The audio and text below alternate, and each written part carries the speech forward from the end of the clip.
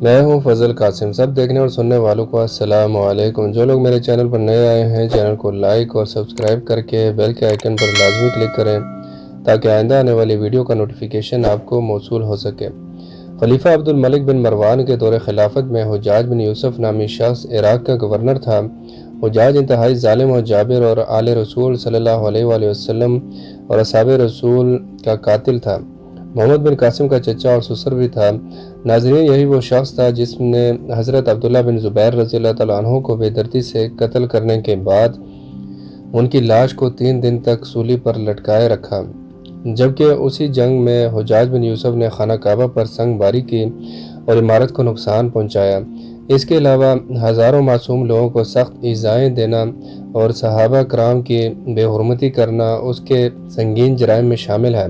حجاج کی موت کے بعد جب قیدیوں میں شمار کیا گیا تو اس میں 1,20,000 مرد اور 20,000 عورتیں تھیں، اور ان میں 4,000 ایسی عورتیں تھیں جن کے جسم پر لباس تک نہ تھا، اور یہ قیدی ایک ہی چار دیواری میں قید تھے، قید خانے کی چھت تک نہیں تھی۔ جب کوئی قیدی گرمی سے بچنے کے لیے اپنے ہاتھ سے اپنے چہرے کا سایہ بناتا تو زندان کے سپاہی اسے پتھر مارتے، انہیں جو کی روٹی میں ریت ملا کر کھانا دیا جاتا اور پینے کے لیے کڑوا پانی دیا جاتا۔ حجاج بے گناہ افراد بالخصوص سادات کا خون بہانے کو اعزاز سمجھتا تھا۔ ناظرین، یہاں تک مورخین نے لکھا ہے کہ ایک مرتبہ حجاج نے روزہ رکھنا چاہا تو نوکروں کو حکم دیا کہ اس کے لیے من پسند سحری اور افطاری کا انتظام کیا جائے۔ اشارہ فہم نوکروں نے اس کے لیے ایسی روٹیاں تیار کی جنہیں سادات کے خون سے گوندا گیا تھا۔ وہ انتہائی ظالم اور جابر تھا۔ اس نے اسی روٹی سے سحری اور افطاری جیسی پاک اور بابرکت چیز ادا کی، اور حجاج کو ہر وقت اس بات کا دکھ رہتا کہ وہ کربلا میں موجود کیوں نہیں تھا، ورنہ وہ شمر سے بھی زیادہ ظلم کرتا۔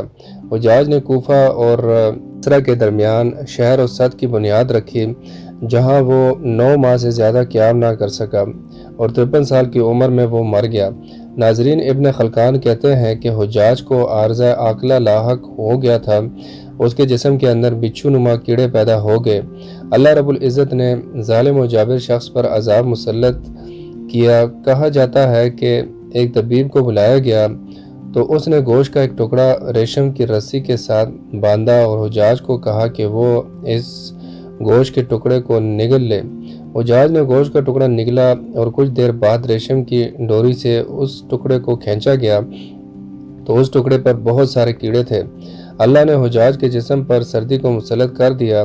اس کے اطراف میں دن رات کوئلوں کی انگیٹھیاں جلائی جاتی تھیں، لیکن وہ پھر بھی سردی سے چلاتا اور چیختا تھا۔ اس نے حضرت حسن بصری رحمۃ اللہ علیہ سے اپنی بیماری کی شکایت کی تو انہوں نے کہا، حجاج، میں نے تجھے بے گناہ افراد بالخصوص سادات کے قتل سے بارہا منع کیا تھا، مگر تو باز نہ آیا، آج تو اسی کا خمیازہ بھگت رہا ہے۔ ناظرین، حجاج بن یوسف نے کہا کہ میں خدا سے دعا کرتا ہوں کہ وہ مجھے دوزخ سے آزاد فرمائے، بس میری اتنی سی التجا ہے کہ جلدی بس میری روح قبض کر لے تاکہ میں دنیا کی اس اذیت سے چھٹکارا پاؤں۔ مگر سردی ختم نہ ہوتی، یہ تو تھی موت کی سنگینیاں۔ لیکن حجاج کی زندگی میں ایک واقعہ ایسا بھی ہوا جس نے اس غرور و تکبر کے پتلے کو زمین پر دے مارا۔ اس زمانے میں نعمان نامی ایک شخص کی انتہائی حسین و جمیل بیٹی تھی، اور اس لڑکی کا نام ہندہ تھا۔ ناظرین، واضح رہے کہ یہ وہ ہندہ نہیں جو سید الشہداء حضرت حمزہ رضی اللہ تعالیٰ عنہ، جو حضور صلی اللہ علیہ وآلہ وسلم کے پیارے چچا تھے، ان کی شہادت اور پھر آپ کے جسم اطہر کی بے حرمتی میں ملوث رہی تھی۔ یہاں جس ہندہ کی بات ہو رہی ہے وہ ایک غریب لڑکی تھی، مگر اپنے حسن و جمال میں بے مثال تھی۔ کہا جاتا تھا کہ پورے عرب میں اس جیسی خوبصورت عورت اس وقت نہ تھی۔ حجاج بن یوسف نے جب اس لڑکی کی شہرت سنی تو اس کے دل میں اشتیاق پیدا ہوا۔ ناظرین، حجاج نے اپنے کارندوں کی مدد سے ہندہ سے ملاقات کی صورت پیدا کر لی۔ جب حجاج کی نظر ہندہ کے چہرے پر پڑی تو وہ اس کا عاشق ہو گیا۔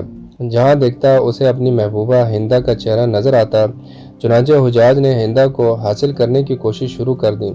مورخین لکھتے ہیں کہ 2 لاکھ درہم کے عوض اس کا نکاح ہو گیا اور ہندہ حجاج کے محل میں آ گئی۔ شروعات میں تو حجاج ہندہ پر جان نشاور کرتا اور اس پر ہر طرح کی آسائشیں دیتا تھا۔ ہندہ کسی دولت مند گھرانے سے نہ تھی۔ حجاج سے نکاح کرنے کے بعد وہ دولت میں کھیلنے لگی اور اسے ہر طرح کا سکون میسر آ گیا۔ دن گزرتے رہے، رفتہ رفتہ اصلی حجاج سامنے آیا جو ظالم اور جابر تھا، اور اس کا اصلی حجاج اس کی محبت پر غالب آ گیا۔ اب وہ ہندا سے بھی اسی طرح پیش آنے لگا جیسے دوسرے لوگوں سے سلوک رواں رکھتا۔ اس نے انتہائی ذلت کے ساتھ عبداللہ بن طاہر نامی شخص کے ذریعے 2 لاکھ درہم ہندا کے پاس بھیجنے اور کہا کہ میں تجھے اطلاع دیتا ہوں، تیرے مہر کے 2 لاکھ درہم بھیج رہا ہوں، اب جہاں تیرا جی چاہے چلی جا۔ ہندا نامی یہ عورت صرف اپنے حسن و جمال میں لاسانی نہ تھی بلکہ اپنی سیرت، فصاحت اور بلاغت اور غیرت و حمید کے لحاظ سے بھی بہت اونچی تھی۔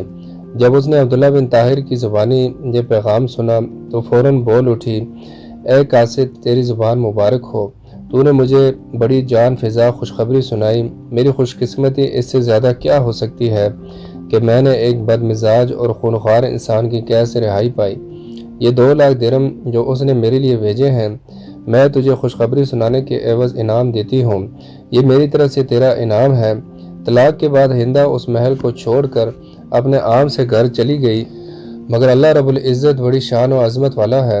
قسمت کا کرنا ایسا ہوا کہ کچھ دن بعد خلیفہ وقت عبد الملک بن مروان نے ہندا کو نکاح کا پیغام بھیجا، جس پر ہندا نے انکار کر دیا۔ جب خلیفہ نے اصرار کیا تو بالآخر وہ رضامند تو ہو گئی، مگر اس نے ایک شرط رکھی کہ ہمارا نکاح اس صورت میں ہو سکتا ہے کہ وہ اپنے مکان سے ایک سواری میں آئے گی اور اس محل کے دروازے تک اس کا ساربان حجاج بن یوسف ہوگا۔ جو شخص اون کی رسی پکڑ کر چلتا ہے اسے ساربان کہا جاتا ہے۔ خلیفہ وقت نے یہ شرط قبول کر دی اور اسی خط کی پچھلی جانب لکھ کر بھیجا، حجاج حاکم کوفہ اس حکم کی تعمیل کرے۔ حجاج نے جب رکا پڑا وہ دم بخود رہ گیا، مگر اس کی کیا مجال تھی جو خلیفہ کے حکم کی سرتابی کرتا۔ لاچار وہاں سے روانہ ہو کر ہندا کے مکان پر آیا۔ ہندا اور اس کی سہیلیاں جب اپنے اپنے میمل میں تھیں تو حجاج اپنی پوری پوشاک کے ساتھ ہندا کے میمل کے پاس آیا اور سربانوں کی طرح اون کی مہار پکڑ کر پیدل چلنے لگا۔ ہندا کے ملازم اور سہیلیاں تمام راستے اسے چھیڑتے رہے، مگر وہ خاموش چلا جا رہا تھا۔ جب شاہی محل کے قریب آیا تو ہندا نے اپنی سواری پر سے ایک سونے کا سکہ قصدن پھینک دیا، ساتھ ہی حجاج کو آواز دے کر کہنے لگی، اے ساربان، ہمارا ایک چاندی کا سکہ زمین پر گرا ہے، ذرا اٹھا دو۔ حجاج نے مہار روک لی اور سکہ اٹھایا تو وہ چاندی کا نہیں بلکہ سونے کا تھا۔ بولا، حضور، یہاں چاندی نہیں بلکہ سونے کا سکہ ہے۔ ہندا نے اس کے ہاتھ سے سکہ لیا اور اپنی سہیلی سے کہنے لگی، یہ میری قسمت ہے کہ میری سواری سے چاندی کا سکہ گرا اور بعد میں سونے کا سکہ بن گیا۔ حجاج یہ بات سن کر بہت خفیف ہوا، مگر خلیفہ کی بیوی کے سامنے دم مارنے کی جرأت نہ کر سکا۔ ناظرین کہتے ہیں کہ ایک عورت سے ذلیل ہونے کے دکھ حجاج بن یوسف کو ساری زندگی ستاتا رہا۔ اللہ رب العزت بڑی عظمت اور شان والا ہے، وہ جب چاہے جسے چاہے عزت بخشے اور جب چاہے جسے چاہے ذلیل و خوار کر دے۔ تو پیارے دوستو، یہ تھی میری آج کی ویڈیو۔ امید ہے ویڈیو آپ کو پسند آئی ہوگی، تو انشاءاللہ ایسی انفارمیٹیو ویڈیو کے ساتھ بہت جلد دوبارہ ملتے ہیں۔ تب تک کے لیے خدا حافظ۔